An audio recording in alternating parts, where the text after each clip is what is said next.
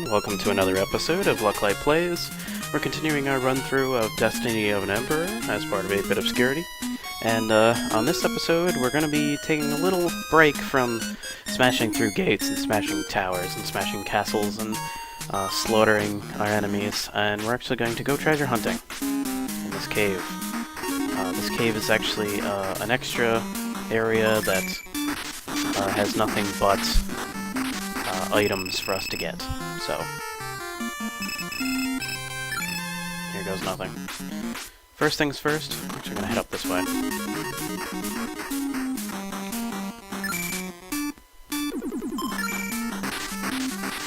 Now, we're actually going to run into a lot of enemies here. Hopefully not too many of the pathetic generals that we faced on the last episode.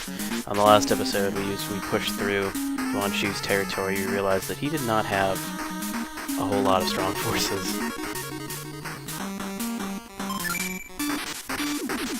I mean, and technically neither did Dong Zhuo. Dong Zhuo did have Lu Bu. Dong Zhuo had Hua Zhong, and he had a few spellcasting units who, tactical units who had a reasonable amount of power. Not these guys who were just 80 attack power and things like that.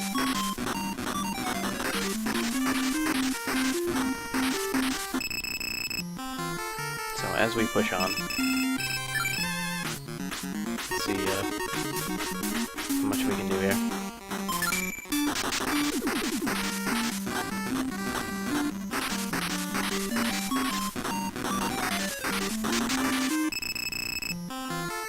Now, I don't know exactly what items are here, but I remember that this place was kind of rich with useful items, so, like, 1,508 coins.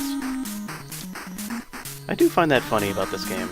When they throw a amount of money into this game, into a treasure chest, it's always some random number. And it's just a robe. Well, I could sell it, so I mean, it's not too useless. Every coin counts, I guess.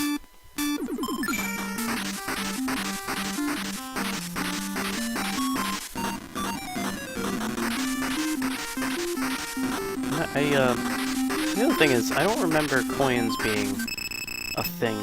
Well, coins were absolutely a thing back then, but I don't remember them being as important. I mean, I know this is an RPG, a typical RPG, and you need a source of money. But I remember that anytime a character was handing over a prize for something, it was always things like... I guess it was gold pieces. But I remember it was also things like tapestries and brocades of silk. That was kind of the big thing. Silk brocades were actually almost more than pieces of gold.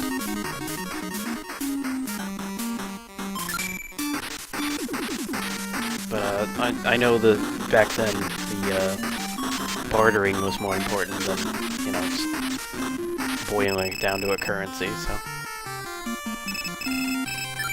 Plus, you had to realize at the time, these characters really didn't have to do much buying and selling, because, I mean, they were lords and generals who pretty much, like, they never really explained where all of the items were coming from and all the troops were coming from. Like, they never really sat down and said, okay, this is how, you know, said general got this amount of forces. Like, even the volunteer forces, like, Liu Bei's troops there, he had a pretty sizable amount.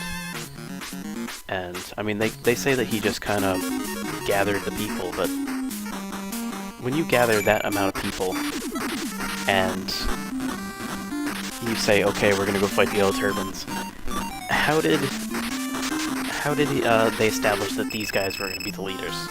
How did they establish, like, how did they get the weapons and armor? I mean, they did say that Zhang Fei, before he was a general, he was a butcher and he made a decent amount of money. but I don't know. You'd have to really go into the economics of the times to really figure out. But again, I may be just kind of making a big thing out of nothing, which I tend to do sometimes. I want to understand. I want to understand more than I have to. Alright, so as I gain that level, my life bars have gone from that pink color to a gold color, and seem to have shortened. To make that way the bars don't stay, like, enormously long, even though I only have 1,000 troops. That happens a few times throughout the game. I think the last of the bars is, like, dark green.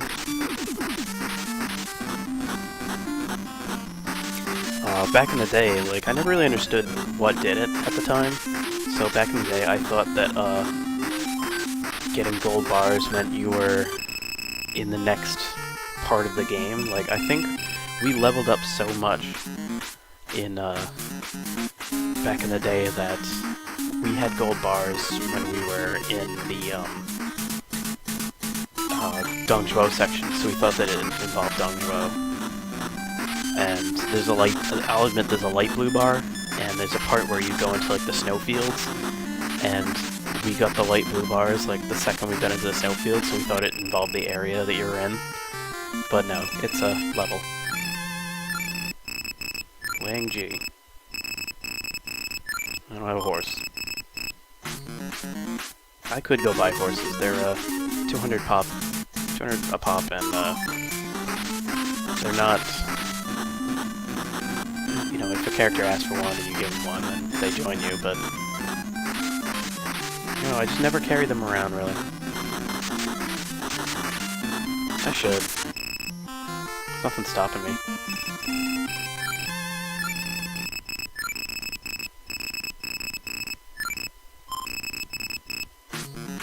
Anyway.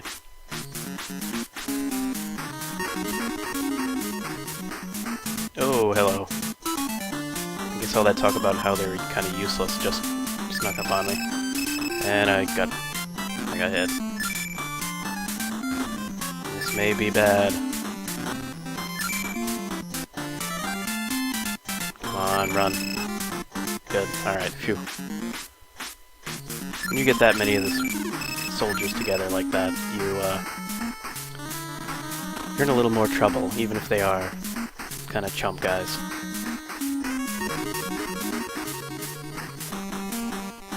We're caught off guard by 2 rebel forces.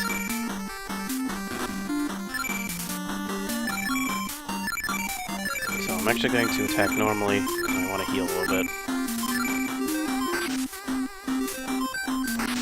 Seeing those 4 guys all together kind of woke me up.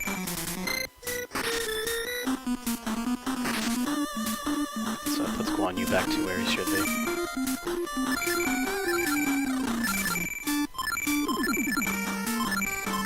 And we'll do the same with the other 2. If I get a turn out before they get pounded. They being the rebel forces. Alright, good.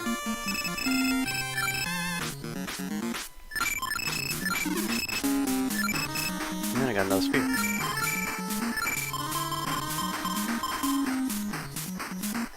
Must be on the second guy. Alright. Pass that over to Lu Bu. I have 3 spears now. That's exactly why I wanted to be here. More attack power.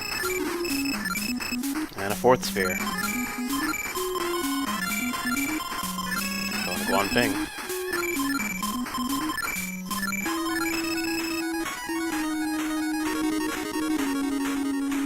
There's a few more treasures.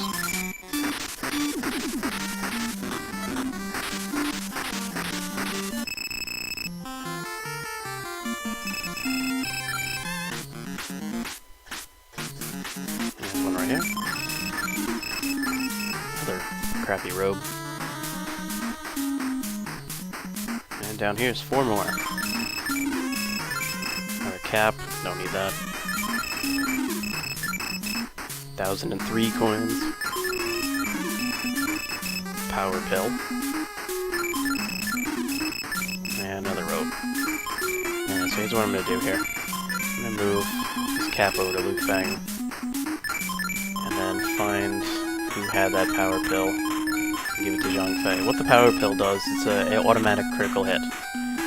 So if you buy a whole bunch of them, which you can buy later in the game, you can do critical hits on a whim. So what I used to do, is I would use a bunch of skills that would lower the enemy's defense, and then just start throwing power pills and slam banging the enemy. Alright, so that finishes this cave. Oh, Zhang Jun. He would actually be useful to recruit. He's got a lot of hit points.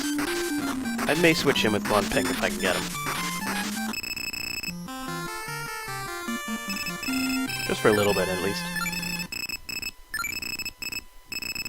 He wants a horse.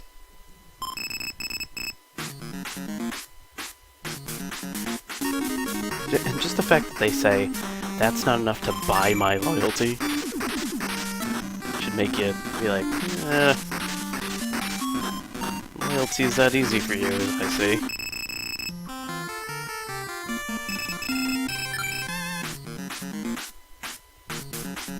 I will say that in the actual story, loyalty is not thrown around like this. No one joins the other side just because someone put a horse in front of them, except for one person. Or maybe it was a few people, but it wasn't because of the horse. No one's like, well, you know, I was gonna stay loyal to my own guy, but you plopped a horse in front of me, so therefore, it usually was like, a general got defeated, his subordinate was really good, so they try to court the subordinate, and the subordinate, like, usually resists. He's like, loyalty was not, it's not like water. It doesn't flow freely. And there were characters in the book that, they died for their lord. There's one character I remember that his lord pretty much shunned him. He was an advisor, and I know which lord it is, but I'm not gonna say. He was an advisor, and he was like, no, please don't go to war. Like, look at this, you're being duped, you're gonna lose. And the lord turned around and was like, you're just saying that to dampen the spirits of my army, guards, throw them in jail. And I will have you killed when I get back from a victorious war. And, well, needless to say, he lost that war. And the conquering troops showed up at that base, and they were like, oh, look at this guy, he got thrown in jail for essentially calling it right. And, why don't you join our side? And he said, even though my lord shunned me so, he is my lord, and I will die for him. And he was put to death, a righteous death. So, loyalty was not an easy thing to just sway, not like this game is. There are some games that mimic that pretty well, like most of the Romance of the Three Kingdoms series by Koei. Not the Dynasty Warriors series, but the actual strategy game. It's usually pretty hard to sway a quote-unquote enemy soldier onto your side. You usually have to really make a good effort to sway him, and you can't really just go into send a spy over and recruit somebody unless they really have low loyalty, and that takes a lot. It takes a lot for that to work. To the point where you probably shouldn't be spending so much resources on it.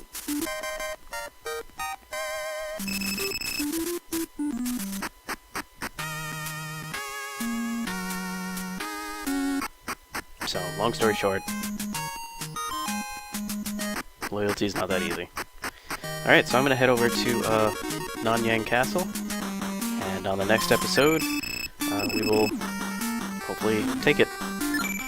And and we'll see where we go from there. Because Yuan Shu falls on the next episode, I'll do that. There's no way I'm gonna lose this one after all the stuff I got. So, hope you come back for that. My name is Lucklight, thank you for watching, and have a good one.